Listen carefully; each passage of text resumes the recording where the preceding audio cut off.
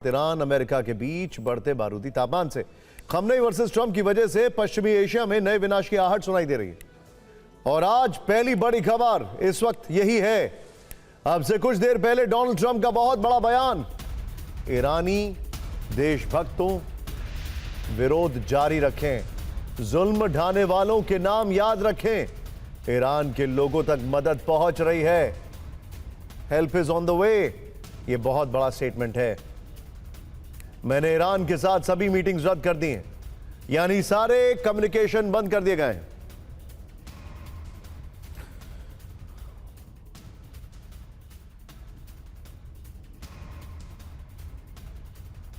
राष्ट्रपति ट्रंप ने social media platform truth social पर लिखा है कि ईरान के लोगों पर अत्याचार करने वालों को इसकी बहुत बड़ी कीमत चुकानी होगी। जब तक ईरान में प्रदर्शनकारियों की हत्याएं बंद नहीं हो जाती, तब तक मैंने ईरानी अधिकारियों से कोई बात नहीं करने वाला हूं। ट्रंप ने हैशटैग ईरान रेवोल्यूशन के नाम से ये बातें लिखी। इसके साथ ही ट्रंप ने लिखा है make Iran great again, make Iran great again. ये टोपी उनको एक उनके करीबी और काफी मक्खन लगाने वाले सेनेटर ने उनको एक एयरक्राफ्ट में दी थी। ईरान में भीषण नरसंहार हुआ है और अगले कुछ घंटों में कुछ बड़ा और विध्वंसक होने वाला है, क्योंकि इस वक्त पूरी दुनिया की नजर ईरान पर है। ईरान के supreme leader Ayatollah Ali Khamenei ने विद्रोह को कुचलने का कल्पना से भी परे तरीका अपनाया है। खमेनी अपनी ही आवाम का कत्लेआम करवा रहे हैं और इस सब पर व्हाइट हाउस की लगातार नजर है। अब से कुछ घंटों में डोनाल्ड ट्रंप अपने विदेश मंत्री, रक्षा मंत्री और पेंटागन के बड़े अधिकारियों के साथ ईरान पर फैसला लेने वाले हैं। सवाल है कि क्या खमेनी इस तरह अपने ही लोगों का कत्ल करवाते रहेंगे या ईरान में तख्ता पलट की स्क्रिप्ट व्हाइट हाउस में लिखी जा रही है। अमेरिका इस वक्त क्या सोच रहा है, सोचिए समझिए। अमेरिका यह डिसाइड कर रहा है कि कोलैटरल क्या होगा, यानी अगर उन्होंने हमला किया तो ईरान कितना हमला करेगा। अमेरिका यह सोच रहा है, और यह बहुत बड़ा सवाल है, कि अगर अमेरिका ने ईरान पर हमला किया तो ईरान क्या इजराइल पर हमला भी करेगा। अमेरिका यह सोच रहा है कि अगर अमेरिका ने ईरान पर हमला किया तो दुनिया भर के जो तेल टैंकर हैं अलग अलग हिस्सों में ईरान के नजदीक, क्या उन पर भी ईरान हमला करेगा। यह असेसमेंट किया जा रहा है, क्योंकि खमेनी मादुरो नहीं है। कल तक ईरान में मौत का आंकड़ा 500 से कुछ ज्यादा बताया जा रहा था, ध्यान दीजिए। लेकिन आज एक ईरानी सांसद ने दावा किया कि ईरान में हुए प्रदर्शन में 2000 से ज्यादा लोगों की मौत हो चुकी है। तो क्या सिर्फ 24 घंटे में ईरान में 1500 लोग मार दिए गए। सोचिए, हम यूक्रेन में कहते हैं कि एक हफ्ते में 1000 लोग मारे गए, यहां 2 दिन में। अभी रुकिए जरा, ध्यान से सुनिए। ईरान इंटरनेशनल ने दावा किया है कि अब तक हुए प्रदर्शन में 12000 से ज्यादा लोगों की मौत हो चुकी है, और ये मौतें सिर्फ 2 दिन में हुई हैं। सोचिए, आपको याद आ रहे होंगे वो दिन तानाशाही के, ईदी अमीन, या वो जो नरसंहार एक जमाने में सद्दाम हुसैन ने करवाया था। सोचिए, या फिर वो नरसंहार जिसका जिक्र किया जाता है सीरिया के जब शासक हुआ करते थे उनकी तरफ से। किसी भी तानाशाह को उसकी क्रूरता के हिसाब से रेट किया जाता है। दुनिया में कई बड़े तानाशाह हुए, नाम मैंने आपको बताया ईदी अमीन, नाम मैंने आपको बताया सद्दाम हुसैन, नाम मैंने आपको बताया हिटलर, नाम मैंने आपको बताया बशर अल असद, जिन्होंने भीषण कत्लेआम मचाया। लेकिन क्या खमेनी ईरान के सबसे बड़े धर्मगुरु ना होकर एक क्रूर तानाशाह बन चुके हैं, जिसने अपनी आवाम के कत्ल गारत में सभी हदें पार कर दी।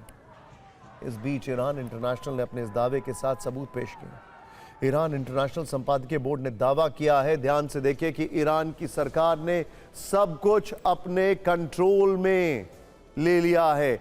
इंटरनेट बंद है, कम्युनिकेशन बंद है, मीडिया पर बैन है, ईरान में पत्रकारों और गवाहों को धमकाया जा रहा है। ईरान इंटरनेशनल ने पूरी जिम्मेदारी के साथ यह रिपोर्ट तैयार की है। हमें सुप्रीम नेशनल सिक्योरिटी काउंसिल के करीबी सोर्सेज से जानकारी मिली। राष्ट्रपति कार्यालय में बैठे 2 सोर्सेज ने खुफिया डिटेल दी है। IRGC गार्ड से एक्सक्लूसिव जानकारी मिली है। चश्मदीदों और मारे गए लोगों के परिवार से बात हुई। पूरे ईरान में फील्ड रिपोर्ट और मेडिकल सेंटर से डेटा जुटाया गया है। सिर्फ 2 दिन में, यानी 8 और 9 जनवरी को 12000 लोग मार दिए गए। मारे गए लोगों में से कई 30 वर्ष से कम उम्र के युवा हैं। और इसमें भी बड़ी बात क्या है जानते हैं आप? ये सारी डिटेलिंग तब आ रही है जब वहां पर इंटरनेट पूरी तरीके से शटडाउन है।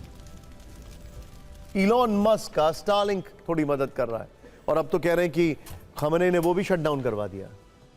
अगर ईरान इंटरनेशनल के इस दावे में जरा भी सच्चाई है तो फिर ईरान में मानवाधिकारों का जो उल्लंघन हो रहा है वो यूएन के दखल की मांग कर रहा है। यूएन का तो बकायदा इसमें एक पूरा का पूरा एपिसोडिक एक चैप्टर है। सवाल यह है कि डोनाल्ड ट्रंप के दिमाग में क्या चल रहा है, वो क्या करने वाले। लेकिन पहले ईरान में अमेरिकी एडवाइजरी को देखना जरूरी है। ये कोई मामूली एडवाइजरी नहीं है, ये उस तूफान से पहले की चेतावनी है जिसके बाद कुछ ही पल में सब कुछ बदल सकता है। तेहरान में अमेरिका की वर्चुअल असेंबली ने कहा, एम्बेसी ने कहा है, वर्चुअल एम्बेसी ने कहा है ईरानी सरकार ने मोबाइल इंटरनेट पर पाबंदी लगा दी है। ईरान में हो रहा विरोध प्रदर्शन और भी हिंसक हो सकता है। ईरान से जाने वाली फ्लाइट्स कम हुई हैं और कई रद्द कर दी गई हैं। अमेरिकी नागरिक जल्द से जल्द ईरान छोड़ दें। फ्लाइट नहीं मिल रही है तो सड़क के रास्ते अर्मेनिया या तुर्की चले जाएं। ईरान नहीं छोड़ सकते हैं तो किसी सुरक्षित ठिकाने पर रहें। अपने साथ खाना, पानी और दवाएं जरूर रखें। अपना फोन चार्ज रखें। परिवार वालों और दोस्तों के संपर्क में रहें। यानी अमेरिका हाई अलर्ट पर है, अमेरिका एक्शन मोड में है। अगले कुछ घंटे में ईरान में बहुत बड़ा फैसला लिया जा सकता है। इस वक्त एक बड़ी खबर यह भी आ रही है, अब से कुछ देर में ईरान पर व्हाइट हाउस में बड़ी बैठक होने वाली है। ईरान पर संभावित एक्शन को लेकर होगा यह फैसला, क्योंकि ऑलरेडी परमुटेशन कॉम्बिनेशंस के ऊपर बातचीत हो चुकी है।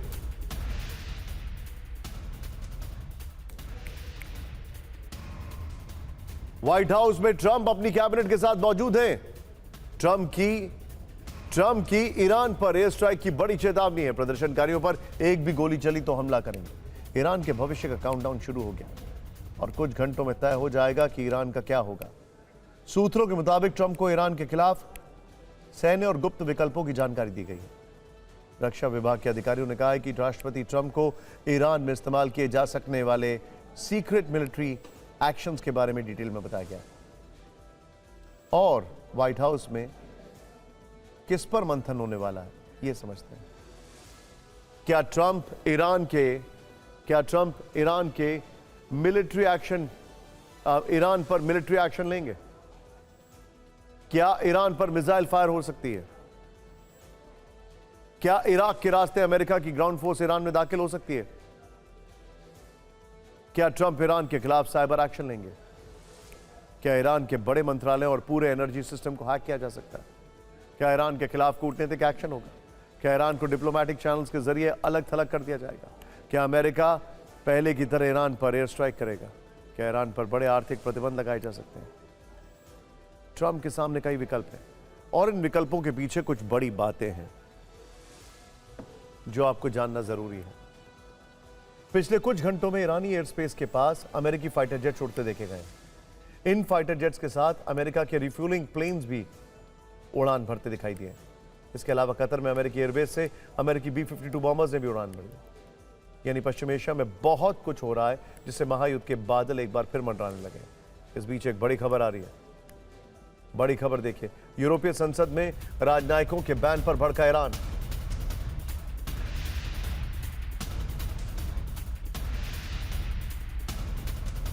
ईयू के विदेश मंत्री अरागची ने निकाली भड़ास।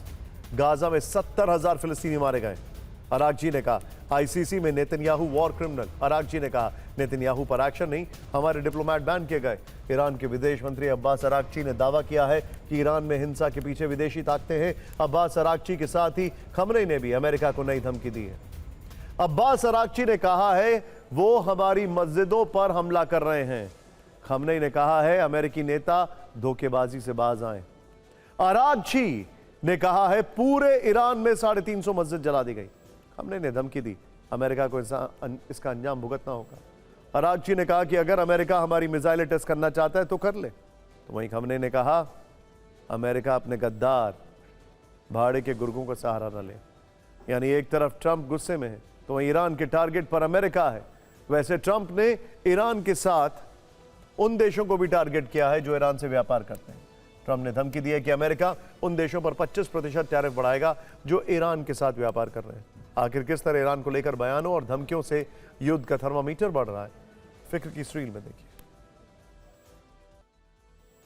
ईरान में 18 दिन से चल रहे विरोध प्रदर्शन को कुचलने के लिए वहां की सरकार एक्शन में है। विद्रोहियों को फांसी दी जा रही है, न वकील न सुनवाई, सीधे फांसी। खमनेई के विरोध का मतलब है सजाए मौत। तेहरान के पास कराज शहर के रहने वाले इरफान सुल्तानी को कल फांसी दी जाएगी। ईरान की सरकार ने इसकी घोषणा कर दी है।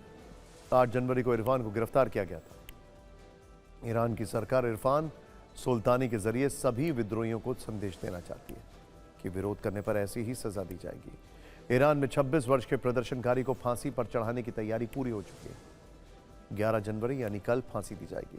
अधिकारियों का आदेश है कि यह सजा अंतिम है, फांसी तय समय पर दी जाएगी। इरफान सुल्तानी को सफाई देने का भी कोई मौका नहीं दिया गया। परिवार को सिर्फ 10 मिनट की मुलाकात की अनुमति दी गई। एक सच यह भी है कि खमनेई का संदेश सिर्फ विद्रोहियों के लिए नहीं, बल्कि इस घोषणा में अमेरिका और इजराइल के लिए भी बड़े संकेत छुपे हैं।